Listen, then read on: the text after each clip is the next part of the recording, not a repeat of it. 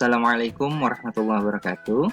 Alhamdulillah bertemu kembali dengan Bapak dalam pembelajaran jarak jauh untuk mata pelajaran matematika kelas 12. Nah, adapun pada kesempatan kali ini kita akan membahas lanjutan dari pertemuan sebelumnya, yaitu mengenai limit fungsi aljabar. Nah, pada pertemuan kali ini yang akan kita bahas adalah yang ketiga, yaitu penyelesaian limit fungsi aljabar ya. Setelah pertemuan yang lalu kita mempelajari definisi limit, kemudian teorema limit, maka yang ketiga yang terakhir ini adalah menyelesaikan limit ya, atau penyelesaian dari sebuah limit. Nah, untuk memulai pembelajaran hari ini kita ucapkan bismillahirrahmanirrahim. Baik, untuk penyelesaian limit kali ini ada beberapa hal yang akan kita pelajari. Di antaranya metode-metode dalam penyelesaian limit, yaitu metode substitusi, kemudian metode pemfaktoran, metode perkalian akar sekawan, kemudian metode dibagi dengan pangkat tertinggi.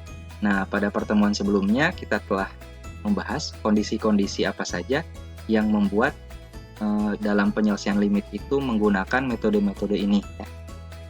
Nah, kita mulai saja pada metode yang pertama, yaitu metode substitusi. Kemudian di sini ada soal.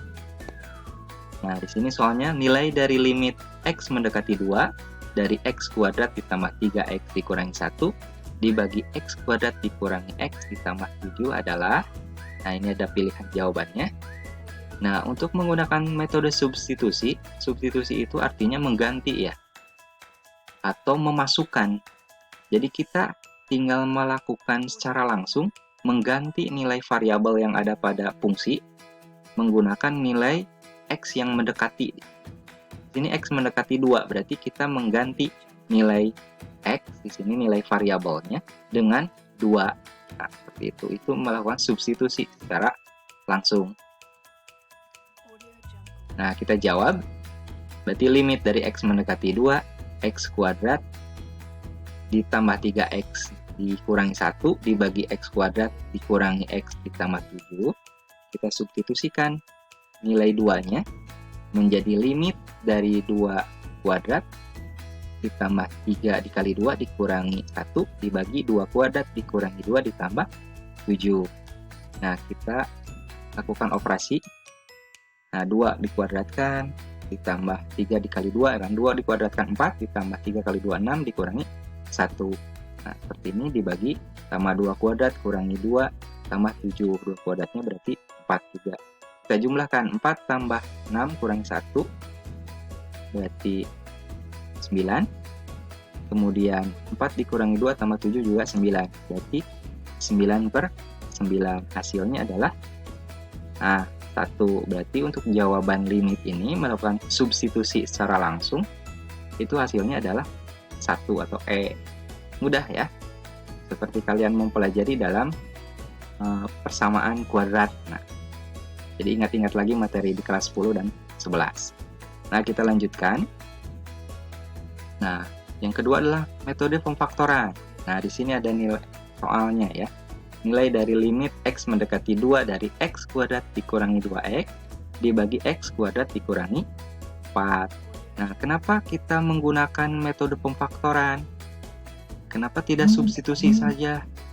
Nah, ketika kalian melakukan substitusi langsung terhadap bentuk limit ini, misalkan kita substitusi secara langsung seperti pada contoh yang pertama, kita ganti nilai x-nya dengan 2, maka 2 kuadrat dikurangi 2 dikali 2 dibagi 2 kuadrat dikurangi 4 ya kan? Nah, kita lakukan operasi 2 dipangkatkan 2 berarti 4 dikurangi 2 kali 2 4 berarti 4 dikurangi 4. 2 kuadrat 4 dikurangi 4. Maka hasilnya menjadi 0/0 ya untuk bentuk limit ini. Nah, bentuk limit yang hasil substitusinya mensubstitusikan nilai terhadap variabelnya 0/0, maka ini dinamakan bentuk tak tentu. Jadi tidak menentu untuk bentuk seperti ini karena hasilnya 0/0. Ya kan? Nah, makanya untuk bentuk limit bentuk tak tentu ini bisa diselesaikan dengan metode-metode yang lain, diantaranya pemfaktoran. Nah, kita jawab untuk soal ini menggunakan pemfaktoran. Baik, limit dari X mendekati 2 untuk X kuadrat dikurangi 2X dibagi X kuadrat dikurangi 4. Nah, kita faktorkan. Cara memfaktorkan setelah kalian pelajari di kelas 10 dan 11 pada fungsi aljabar, yaitu ada persamaan kuadrat. Nah, ini adalah bentuk aljabar atau bentuk persamaan kuadrat yang sederhana ya. Nah, untuk memfaktorkannya, ini kita tinggal keluarkan nilai X-nya.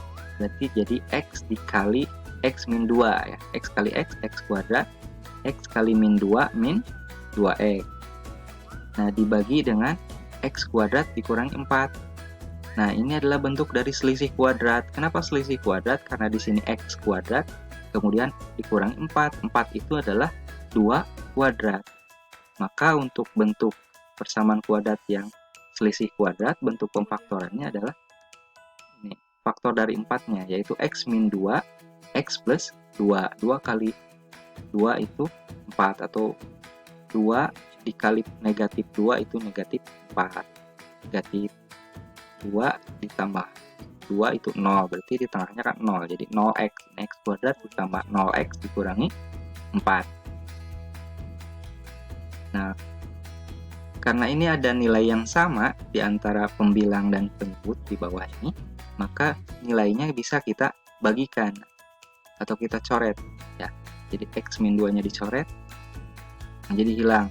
Berarti yang tersisa tinggal X dibagi X plus 2. Nah, itu. Nah, kalau bentuknya sudah sederhana seperti ini, kita tinggal substitusi langsung nilai 2-nya terhadap X. Maka menjadi 2 per 2 tambah 2, yaitu 2 per 4, atau disederhanakan menjadi 1 per 2. Nah, maka nilai limit dari soal ini adalah 1 per 2 atau C. Ya, mudah ya untuk cara memfaktorkan. Nah, kita lanjutkan dalam pemfaktoran kembali dalam soal yang lebih menantang ya. Baik. Nah, ini sudah ada soalnya, yaitu limit dari X mendekati 3 untuk X kuadrat ditambah 3X dikurangi 18 dibagi X kuadrat dikurangi 3X. Nah, untuk bentuk soal seperti ini, kenapa menggunakan metode pemfaktoran? Sama kita lakukan uji coba secara langsung, menggunakan substitusi secara langsung, 3-nya kita substitusikan terhadap fungsi ini. Berarti jadi 3 kuadrat tambah 3 kali 3 dikurangi 18 dibagi 3 kuadrat dikurangi 3 kali 3. Seperti itu. Nah, hasilnya sudah dapat kalian tebak ya. Yaitu 3 kuadrat 9, 3 kali 3 9 kurangi 18. Ini juga 3 kuadrat 9 dikurangi 3 kali 3 juga 9. Berarti ini 18 dikurangi 18. 0, 9 kurangi 9 juga hasilnya 0. Maka bentuk dari limit ini juga adalah bentuk limit tak tentu ya. Makanya untuk menjawabnya, nah kita gunakan aturan pemfaktoran. Seperti itu ya. Nah, kita jawab. Maka limit dari X mendekati 3 untuk X kuadrat ditambah 3X kurangi 18 dibagi X kuadrat dikurangi 3X. Nah, kita faktorkan bentuk dari pembilang ini. Berarti yang jadi patokan adalah negatif 18 di sini. Nah, faktor dari 18 itu ada berapa saja? Nah, ada 1 kali 18, kemudian ada 2 kali 9, kemudian ada 3 kali 6. Nah, di antara ketiga pasang tersebut, yang selisihnya 3 yang mana? Nah, yang selisihnya 3 adalah 3 dan 6. Maka untuk hasil pemfaktoran ini adalah 3 dan 6. Yang satu positif, yang satu negatif. Nah, karena di sini positif ya kan, di tengahnya positif, maka nilai yang besar itu harus positif. Nah, itu dulu ya yang dipelajari ya. Berarti untuk nilai pemfaktorannya adalah X min 3 dikali X plus 6. Nah, dibagi dengan pemfaktoran ini sama seperti pada contoh yang tadi, berarti X-nya dikeluarkan. Jadi X dikali X min 3. Nah, ini ada yang sama ya, X min 3, ini X min 3, kita coret langsung ya. Berarti hasilnya tinggal X plus 6 dibagi dengan X. Nah, kalau sudah sederhana, berarti kita tinggal substitusi secara langsung ya. Nilai 3-nya terhadap X menjadi 3 ditambah 6 dibagi 3.